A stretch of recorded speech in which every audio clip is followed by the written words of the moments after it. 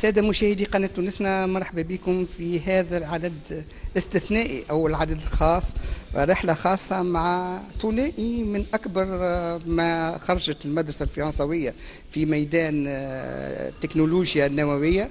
لكن كما باش تكتشفوا أنهم هذوما اختاروا باش يكونوا من الزاوية المعاكسة، من زاوية محاربة الأسلحة النووية. وهذا اللي لازم باش بحثوا مؤسسة اسمها ايكان، اسمها بالانجليزيه ايكان، يفسروا لنا بعدك ايش معناها ايكان وشنو هو الدور نتاعها ذات. وكانوا في زياره في تونس هنا ببادره من الدكتور محمود الزاني، سي محمود الزاني، هو شيف ديبارتمون بالمعهد الاعلى للدراسات بتونس. Si Mahmoud, bonjour. Je sais que vous préférez parler beaucoup, vous êtes beaucoup plus francophone qu'arabophone. Donc, si vous pouvez nous mettre au cœur du sujet le cadre de la visite de ces deux experts et quel est l'objectif final de ce rendement, si vous permettez. Donc, rebonjour tout d'abord, merci pour cette invitation. Les deux experts que j'ai invités, ils sont dans le cadre d'une ONG très connue qui s'appelle ICAN. C'est la campagne internationale pour l'abolition des armes nucléaires. Ils ont eu le prix Nobel de la paix 2017, donc c'est des invités de marque pour la Tunisie et même pour notre institut. Je les ai invités dans le cadre justement d'une conférence, débat sur les armements nucléaires bien sûr, mais surtout sur le traité de l'ONU de 2017 sur l'interdiction des armes nucléaires, avec justement une projection de films sur les essais français qui ont été faits pendant la guerre d'Algérie. Donc l'objectif in fine de cette conférence débat, c'est essayer de créer une sorte d'un réseau maghrébin pour l'abolition des armes nucléaires. Parce que vous savez, c'est un domaine technique et on a peu d'experts dans le domaine. Et ça pourrait intéresser d'autres institutions tunisiennes. Et pourquoi pas lancer un master dans le domaine de la sécurité globale et des armes. Voilà. Je vous remercie. اليوم زيارة عندها قيمتها كبيرة تحصلت عليها جمعية ايكان بالانجليزية، لكن هي جمعية تخدم من اصل محاربة تفشي الأسلحة النووية. الحوار بتاعنا للاسف باش يدور باللغه الفرنسويه، وانا متاكد ان مش صعب عليكم باش تفهموها، واذا كان يستوجب الامر اتو نتولاو الترجمه. ضيفين عزيزين باش يكونوا معنا في اللقاء هذايا. باش نبداو مع ضيفنا الاولاني مسيو Jean-Marie Collin. Vous êtes expert de l'ECAN, vous allez nous expliquer ce que c'est ECAN, et puis vous êtes le porte-parole pour les pays francophones. Si on commence par nous présenter ce que fait cette campagne. Merci beaucoup, c'est un grand honneur et un grand plaisir de pouvoir répondre à vos questions. ICAN, c'est la campagne internationale pour abolir les armes nucléaires qui a reçu le prix Nobel de la paix en 2017 pour son travail d'avoir ouvert les consciences sur le danger des armes nucléaires et sur l'impact humanitaire que les armes nucléaires peuvent provoquer en cas d'accident volontaire ou en cas de guerre nucléaire. Et on travaille énormément auprès de nombreux États, dont pour ma part auprès des États francophones et avec la jeunesse de votre État, la jeunesse tunisienne avec lequel on a fortement travaillé avec l'IHET ou la faculté de droit, de sciences politiques et juridiques, où on a emmené, partagé du savoir-faire avec de nombreuses étudiantes. Certaines m'ont accompagné à l'ONU, par exemple, pour faire du plaidoyer. Le plaidoyer, c'est rencontrer des diplomates. On a rencontré la diplomatie tunisienne à New York, discuter avec eux, puisque en fait, on a une grande chance, c'est que la Tunisie a fait de nombreux pas positifs en faveur du désarmement nucléaire, notamment en faveur du traité d'interdiction des armes nucléaires. Et aujourd'hui, on souhaite juste qu'elle continue dans ce pas, puisque ce traité a besoin d'être signé par les autorités tunisiennes, puis après ratifié par le Parlement tunisien. Donc c'est dans ce sens-là aujourd'hui qu'on travaille avec ces étudiantes et avec de nombreuses personnalités politiques et de la société civile tunisienne. Ma deuxième question se rapporte au slogan, ce slogan-là d'abolition des armes nucléaires. À côté de l'abolition des armes nucléaires, il y a aussi le réchauffement climatique et le changement climatique, le terrorisme, l'arme chimique et l'affaire d'Irak. Au fait, tous ces slogans-là, certains pensent que ce sont des instruments pour mieux avoir une mainmise sur l'économie mondiale, pour mieux cerner et gouverner le monde à sa manière. Je parle précisément des deux puissances mondiales, avec la troisième puissance qui est montante, la Chine, et ses pays voisins. D'accord. Donc, qu'est-ce que vous en pensez? Et pour enchaîner, justement, abolition des armes nucléaires, oui. Mais faudrait-il pas avant changer l'ordre mondial pour qu'il y ait justice dans l'autorisation de créer ces armes et d'user de ces armes? Pour répondre à votre question, c'est tout l'intérêt du traité d'interdiction des armes nucléaires d'avoir été adopté en juillet 2017 à l'ONU et d'avoir été donc soutenu par la Tunisie. L'objectif, c'est d'interdire ces armes de destruction massive pour éviter tout usage. Et ce ne sont pas des slogans. Aujourd'hui, on est dans une période au XXIe siècle de tensions extrêmement importantes. Vous l'avez souligné, il y a de la montée des tensions. Il y a les deux grandes puissances internationales que sont les États-Unis et la Russie qui ne cessent de moderniser leur équipement. Mais en fait, l'ensemble des puissances nucléaires modernisent et renouvellent leurs arsenaux nucléaires. La France, par exemple, va consacrer plus de 37 milliards d'euros sur les prochaines années pour le renouvellement. On sait aussi que l'Inde, le Pakistan, Israël, la Corée du Nord font la même chose. Et cela crée donc une menace internationale, un véritable danger d'utilisation. Pourquoi plus une utilisation aujourd'hui que par le passé? Tout d'abord, on a des crises nouvelles qui vont arriver de plus en plus. Le changement climatique. Le changement climatique est un facteur de tension internationale qui va créer potentiellement des conflits entre certains États, dont entre des États qui ont des armes nucléaires. Et si jamais ces États utilisent leurs armes nucléaires, c'est l'ensemble du monde qui va en subir les conséquences humanitaires. Peu importe que cette détonation nucléaire elle ait lieu en Asie, en Amérique ou au cœur de l'Europe, en réalité, même la Tunisie sera directement touchée. Et c'est pour ça qu'on appelle au soutien aujourd'hui des autorités tunisiennes à travailler et à poursuivre les efforts importants qu'elles ont réalisés jusqu'à aujourd'hui. Et c'est par le fait qu'on va arriver globalement à interdire les armes nucléaires, qu'on va créer une pression extrêmement importante, une pression morale, une pression éthique, une pression financière, une pression juridique évidemment, qu'on va arriver à changer ce fameux ordre du monde que vous soulignez et qui vont permettre d'avoir une véritable égalité entre les États à travers le monde et notamment un poids politique plus important à l'ONU. Vous demeurez optimiste et je vous félicite pour cet état d'âme. C'est vraiment très encourageant. Sauf que pour moi, la problématique de la communication en premier lieu autour de ce sujet qui est très importante. Et là, il y a manipulation. Il faut le reconnaître. Et deuxièmement, il y a l'élément injustice que je ne comprends pas toujours, même si vous avez essayé d'envelopper un peu votre réponse. Moi, par exemple, je ne comprends pas comment aujourd'hui certains pays du tiers-monde et du Moyen-Orient ne sont pas en droit d'être en possession d'armes nucléaires, alors qu'un pays comme Israël est en droit d'utiliser et de faire pression sur ses voisins avec cette arme. En plus, il y a la Corée du Nord qui est soutenue par l'autre puissance mondiale et qui demeure intouchable parce qu'elle est déjà en détention de cette arme et elle fait peur aux grands. Donc, moi, en tant que résident ou en tant que faisant partie de ce monde de ce tiers-monde-là, j'ai un sentiment d'injustice que je ne comprends pas.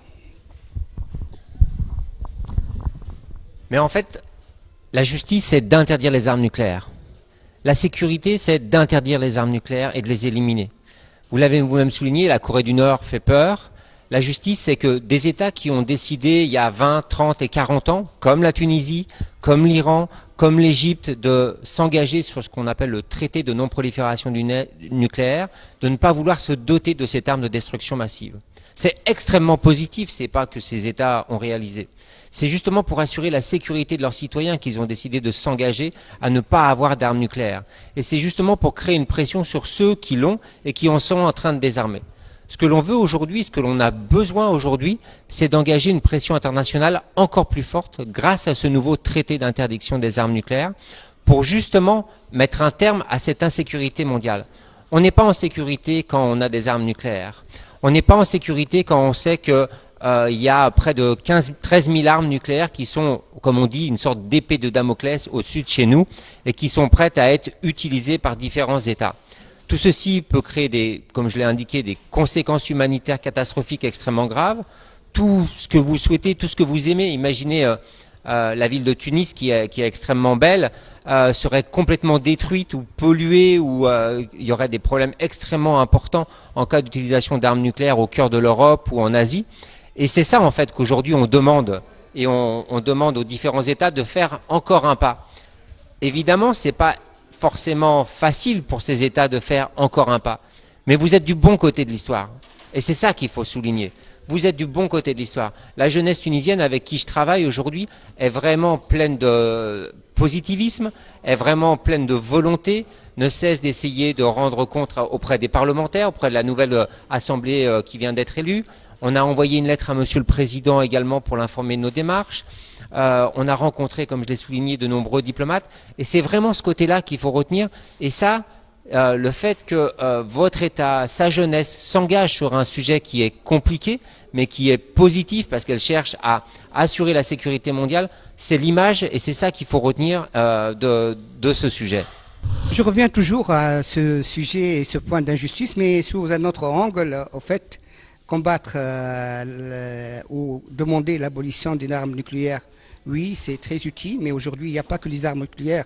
Il y a d'autres armes beaucoup plus fatales que les armes nucléaires. Je parle essentiellement de tout ce qui est intelligence économique, où on peut aller encore beaucoup plus loin, beaucoup plus haut et beaucoup plus précis. Comme vous l'avez vous-même insisté dans l'interview accordée à notre magazine L'Expert. Donc, il y a peur. D'un autre côté, l'arme chimique aussi, elle a fait des dégâts. Et quand on fait le décompte des morts par l'arme chimique, que ce soit en Syrie, en Irak, ils ont de loin dépassé le nombre des morts à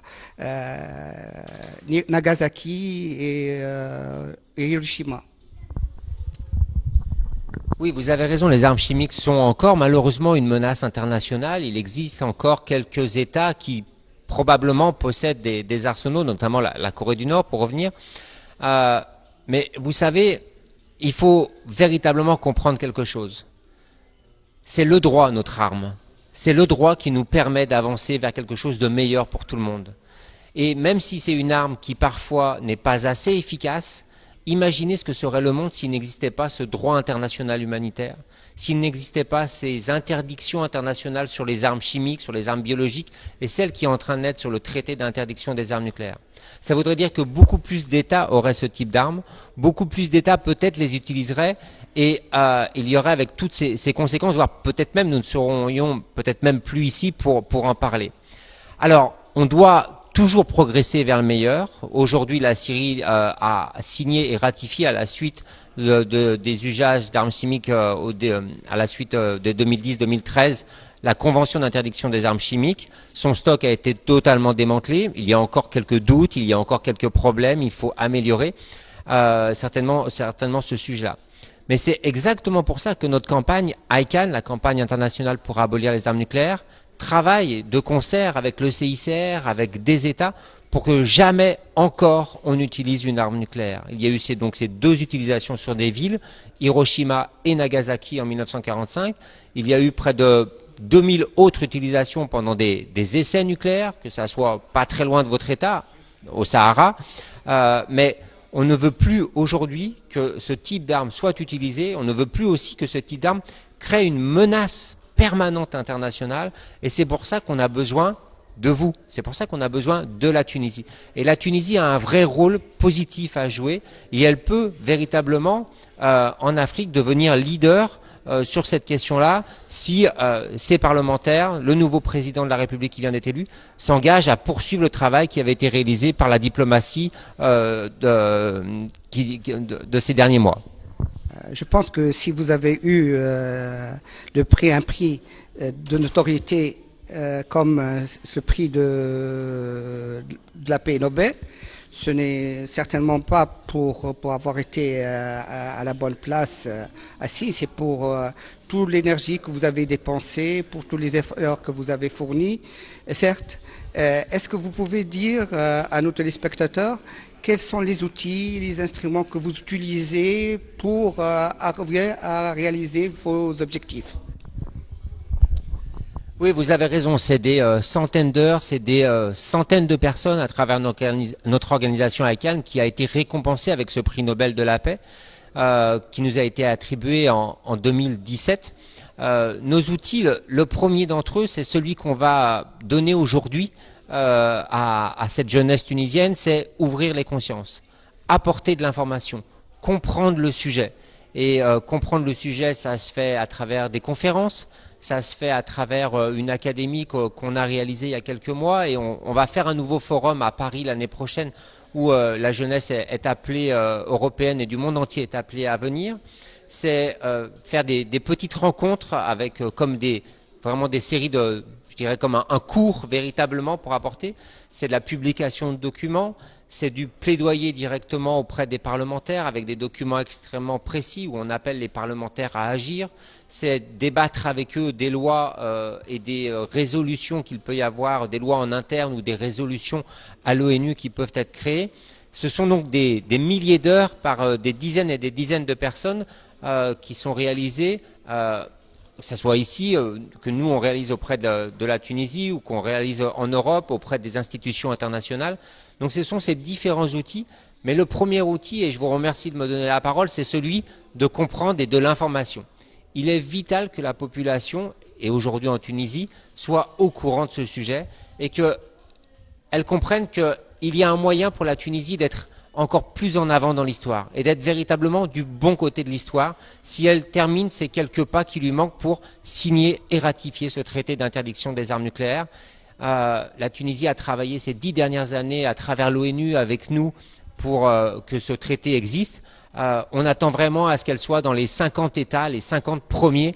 On serait vraiment très honoré de sa présence dans ces 50 premiers États. C'est moi qui vous remercie. Monsieur Jean-Paris Collen, expert et porte-parole de l'ICANN اللي هي منظمة دولية هذه تحارب من أجل توقف والتغلب على انتشار الأسلحة المدمرة وخاصة منها النووية. شكرا.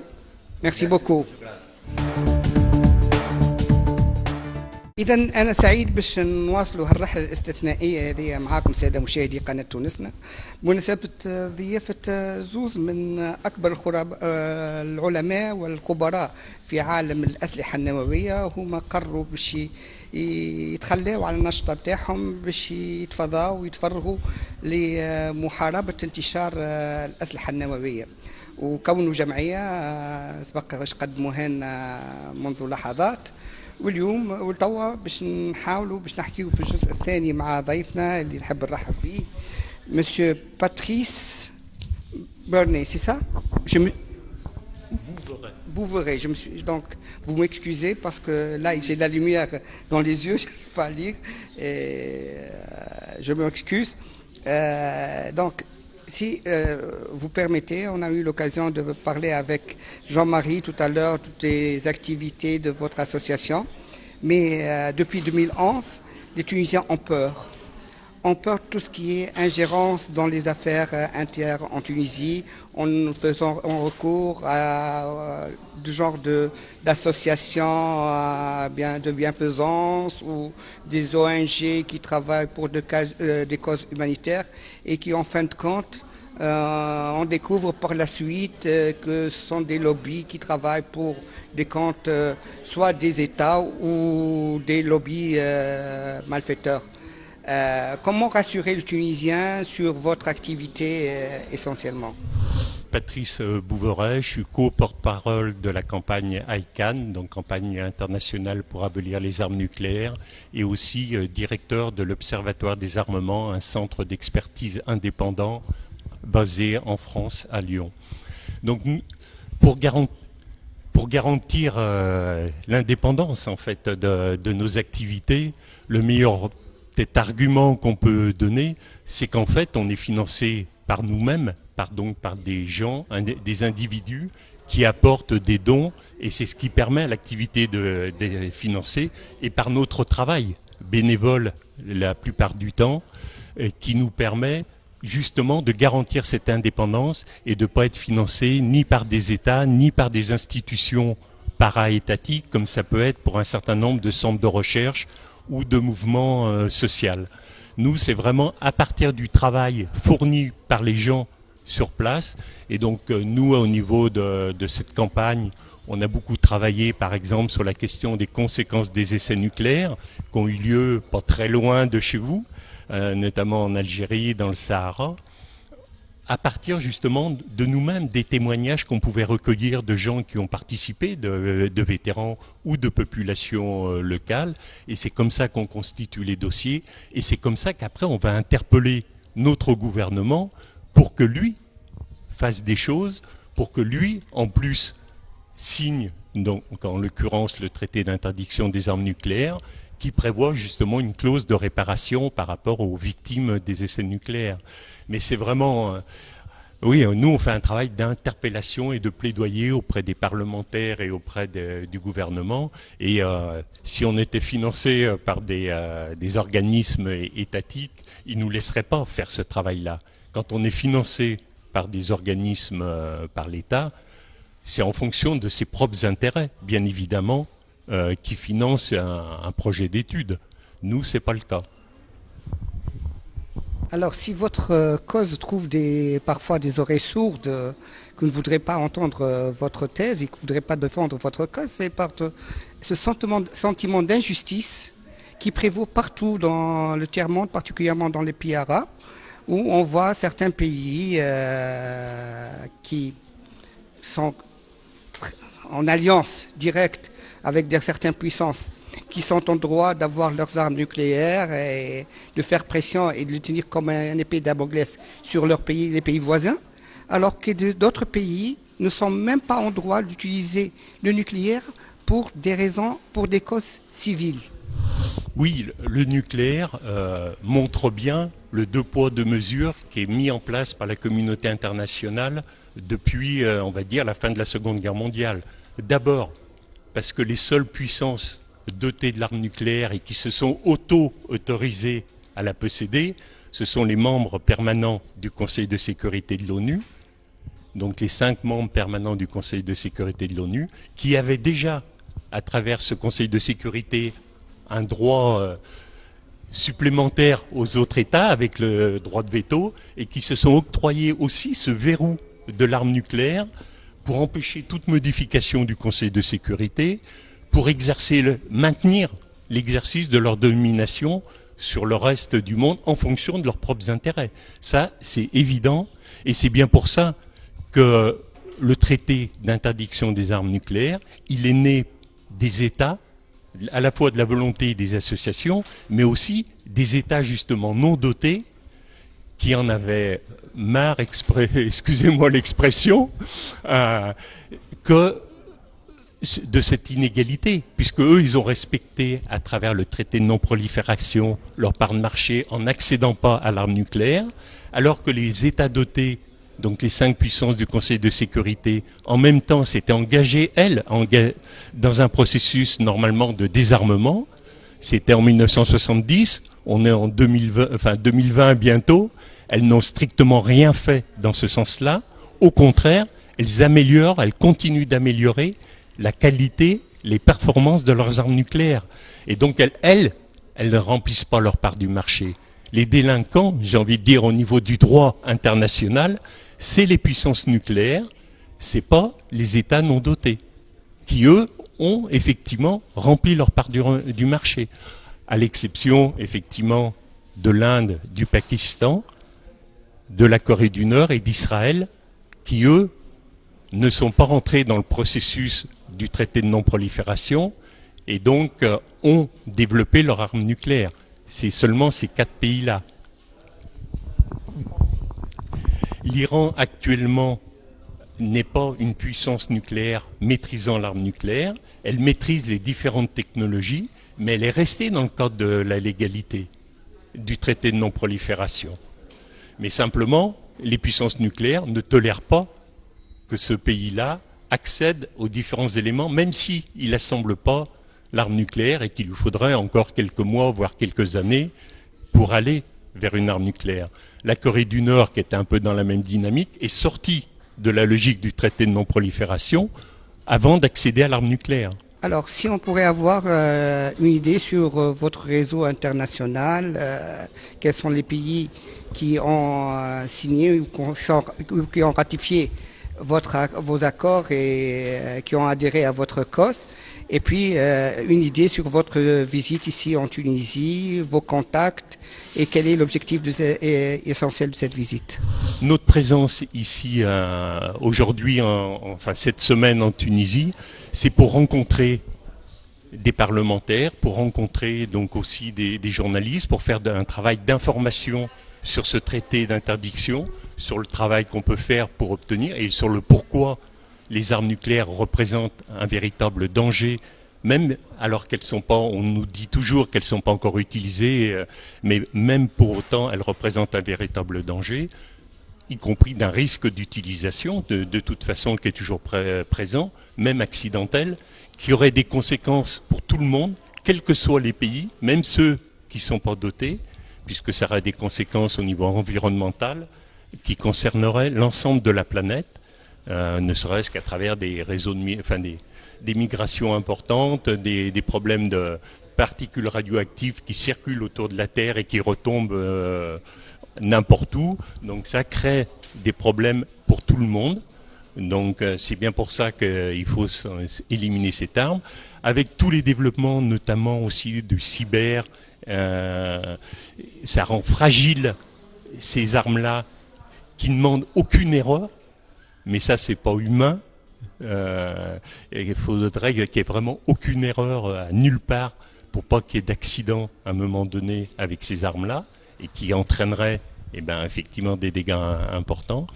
Donc c'est ce travail d'information qu'on veut faire, de rencontre avec les gens, de rencontre avec la jeunesse, parce que c'est eux qui demain seront confrontés à ça, à gérer ce monde qu'on leur laisse, et donc d'essayer de l'améliorer pour pouvoir échanger, parce qu'on a autant à apprendre des autres pays, de ce qui se passe dans les autres pays, que nous de partager notre propre expérience dans ce travail-là sur le désarmement nucléaire. Je reviens à l'adage français d'ailleurs qui dit « Charité bien ordonnée commence par soi-même ». Pourquoi votre association sollicite des interventions des pays comme la Tunisie et d'autres pays, alors que vous avez du pain sur la planche chez vous-même en France? Ce n'est pas contradictoire de travailler sur son pays et aussi par rapport à d'autres pays pour les amener eux aussi à changer de position. Bien évidemment, notre travail prioritaire, il est en direction, il est par rapport à notre pays pour que la France s'engage dans ce processus de désarmement.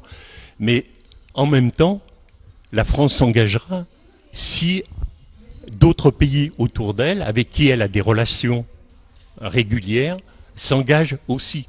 Et à l'inverse, j'ai envie de dire, la France fait pression sur des pays comme les vôtres pour pas qu'ils s'engagent sur ce processus de désarmement nucléaire. Et donc c'est bien pour ça aussi que c'est très intéressant de ne pas travailler qu'en direction de notre gouvernement, mais aussi en direction des gouvernements sur lesquels la France fait pression, pour leur montrer, y compris pour leur montrer, qu'en France, tout le monde n'est pas d'accord avec la position française qui est affichée au niveau international, et qu'il y a des gens à l'intérieur, des groupes qui se battent, qui agissent pour faire changer la position française. Et donc, c'est ce qui peut permettre aussi de relativiser les pressions qu'exerce notre gouvernement sur les autres pays pour pas qu'ils s'engagent dans ce processus. Monsieur Patrice Bouvray, merci pour avoir accepté notre invitation. On se donne rendez-vous à très bientôt, peut-être dans d'autres pays, peut-être dans un pays occidental qui sera un jour ratifié cet accord. Merci beaucoup, shukran, et à très bientôt. السادة مشاهدي قناة تونسنا، في ختام هذه اللقاء الاستثنائي حبيت نتوجه بالشكر العميق والكبير إلى أصدقائنا من مؤسسة إسبيتا، معهد دراسات الهندسة بسوسة التابع المجمع معهد الأعلى للدراسات بتونس. شكرا جزيلا على الفرصة اللي أتاحوا لنا هذه باش يكون عندنا حوار حصري مع زوج قمم في ميدان الطاقة النووية، لكن هما جاءوا من الجانب الآخر، من الزاوية المعاكسة، زاوية محاربة الأسلحة النووية. شكرا وإلى اللقاء.